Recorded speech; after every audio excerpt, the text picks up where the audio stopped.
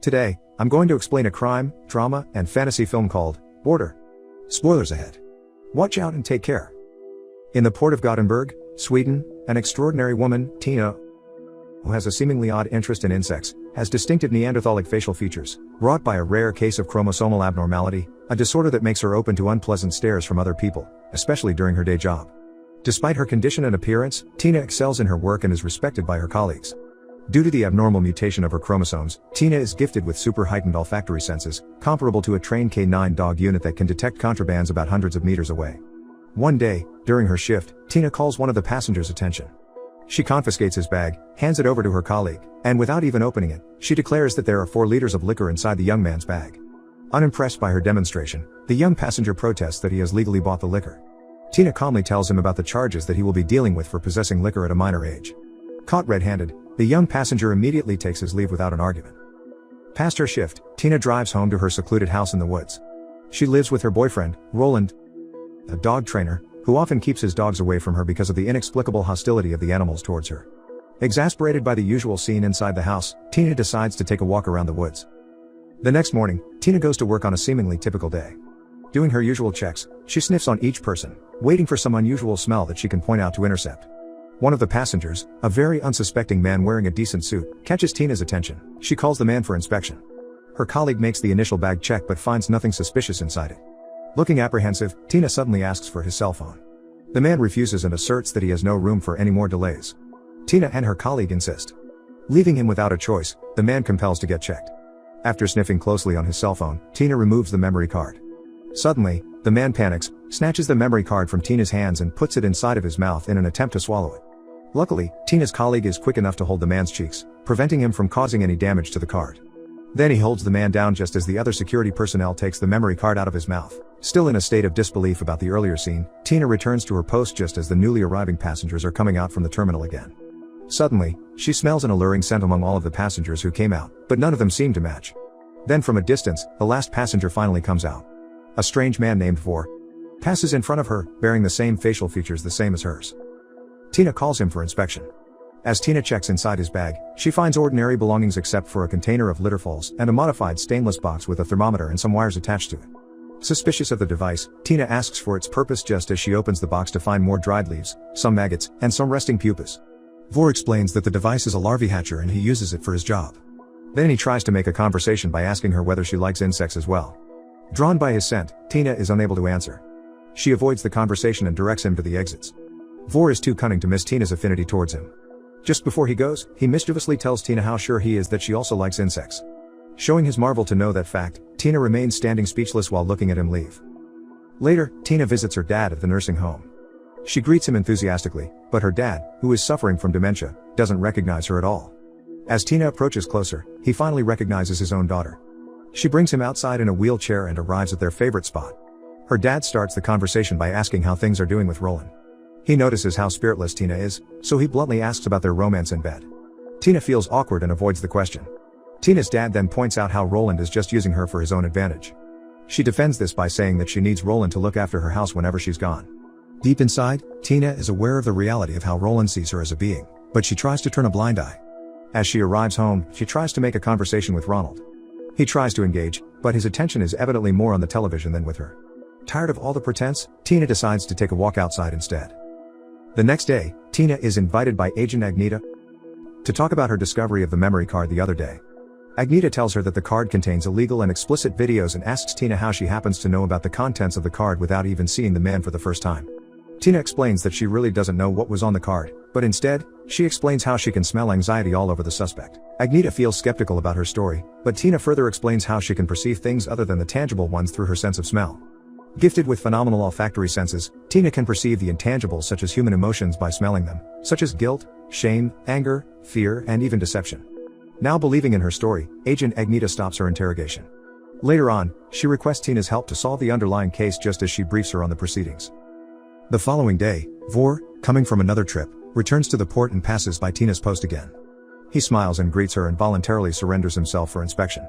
As Tina's colleague thoroughly checks inside Vor's bag, he finds nothing suspicious. Tina's colleague declares him clean, however, Tina insists that he's got something on him, so they decide to proceed to the next course of action, which is to strip search Vor. However, after the search, Tina's colleague confirms that Vor is clean.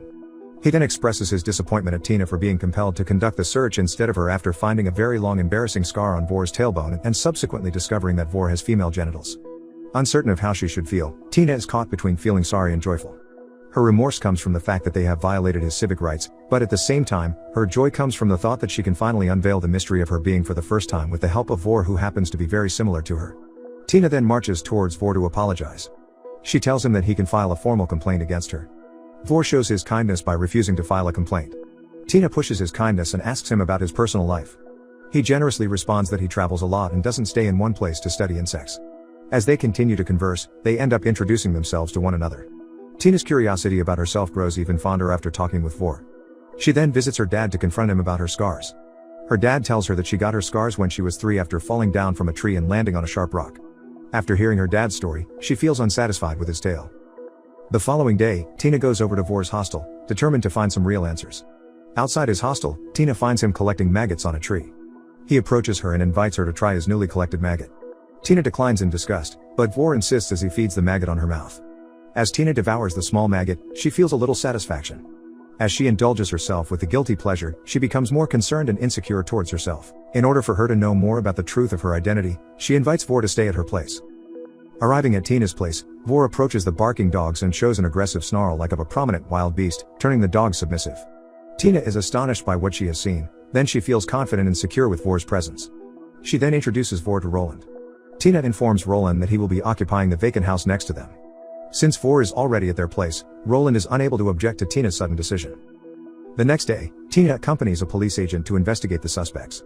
She sees a man walking inside an apartment and senses the unusual smell of explicitness and shame on the man. They follow him inside but are unable to conduct their search. Before the occupants close their doors, Tina and her colleague hear a baby's cry. They return to the station to report on their investigation but end up getting reprimanded by Agneta for being careless. Tina asserts that she is 100% sure that the couple will be violating the infant and insists on busting their apartment. The police agent who is with Tina confirms that he has also heard a baby crying. However, because of lack of evidence, he explains that they cannot just barge in without any proof or documents to support their operation. Tina concedes and goes home frustrated. Tina spends her time alone, picking mushrooms in the woods. Coincidentally, Vor is also there picking the same mushrooms. Tina compliments the surroundings and tells Vor how everything looks like in the fairy tales. Then she starts to share about her childhood and how she thinks of being special among the rest of the kids but ends up realizing to be only a mere human with a chromosome flaw that makes her different from the rest. She continues to explain that aside from her unusual appearance, she is also suffering from infertility because of disorganized placements of her reproductive organs. Vor remarks that she is different because she is better than the rest of them and tells her not to listen to what humans say. On that day, Vor discovers that one of Tina's neighbors just recently delivered a child. He goes to see the neighbors as he makes an excuse to borrow a saucepan. Being invited inside, he goes to see the newborn baby, acting all malicious as he compliments the child. Later that night, Vor is feeling restless inside his cabin. As the night gradually becomes deeper, the more he becomes disturbed. He goes into the woods as he experiences unusual pain in his gut. Feeling agitated, he moves deeper into the woods. Unable to contain the pain, Vor stops and removes his pants while his reproductive organ protrudes between his legs as if giving birth, as he screams more in pain. The following morning, Tina and the police agent are on a stakeout for the suspects. The agent explains the suspects' usual routine and tells Tina that they only have an hour to break into their apartment to collect evidence. After they enter, they see nothing out of the ordinary. However, using her extraordinary olfactory senses, Tina moves directly towards a bookshelf and opens a trophy, finding a camera and discovering footage of a baby being abused. Presenting all the evidence in the interrogation room, the suspects deny the accusation, leaving Tina to feel strong resentment towards them. One day, a thunderstorm approaches. Tina is busy pulling the wires out from the outlets as she moves around the house in a panic. Then she sees Vor standing in front of her door, looking anxious towards the upcoming storm. Just as she opens the door to let Vor in, the storm suddenly breaks as the two of them quickly huddle under the table, terrified with every strike of lightning. They then move outside after the storm clears, and Vor suddenly kisses Tina to her surprise. Tina shows aggression towards Vor like a wild animal, snarling and sticking her tongue out. Vor smiles in gratification, for he knows it is how their kind shows affection towards their partner when they are ready to mate. Acting like wild animals as a sign of their intimacy, they end up arousing themselves and spend the whole day consummating one another. After long hours of intimate moments, Vor tells the confused Tina about her real identity. He reveals that Tina is a troll just like he is.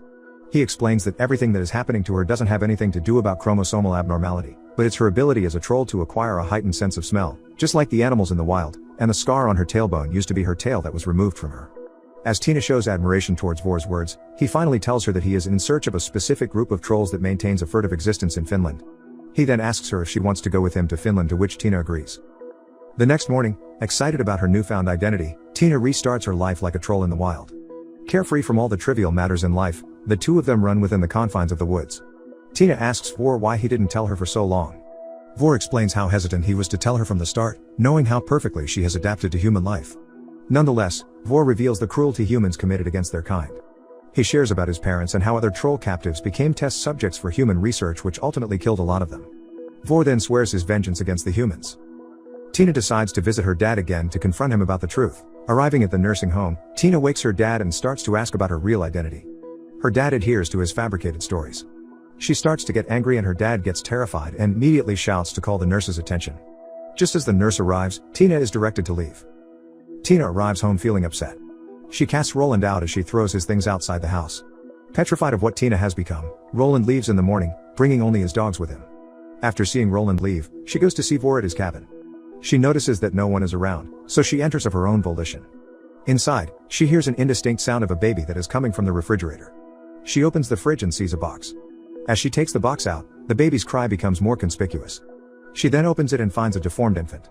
To her surprise, she immediately returns the baby back inside the fridge, keeping the discovery to herself.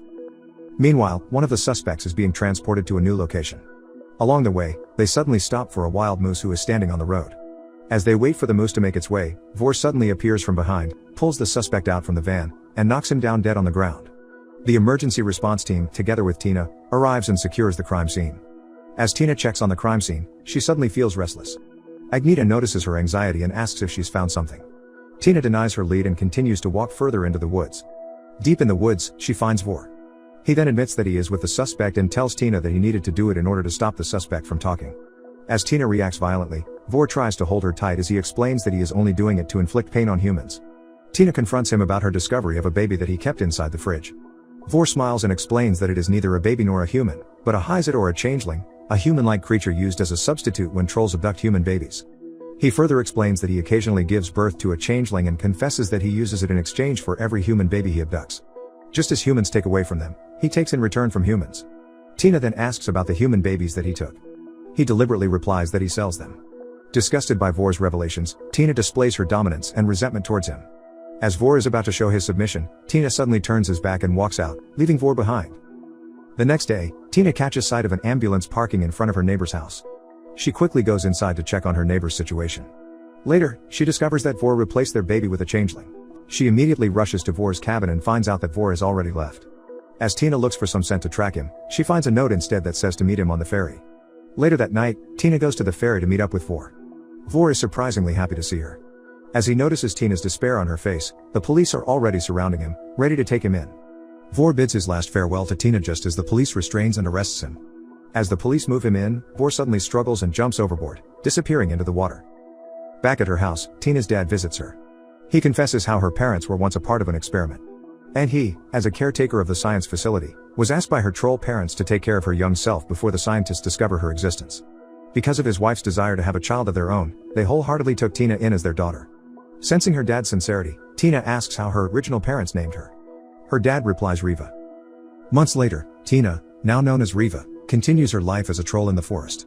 Then one day, she goes back to her abandoned house where she sees a large box wrapped in paper that was left in the front door. She drags the box inside and opens it. Inside the box is a troll infant. She goes to the box to find some scent prints that she can identify, but instead finds a musical postcard of Finland. Looking at the postcard, she knows that it is both Vor's and her child. As she takes her baby outside, she shows a determined face to raise her child as her own.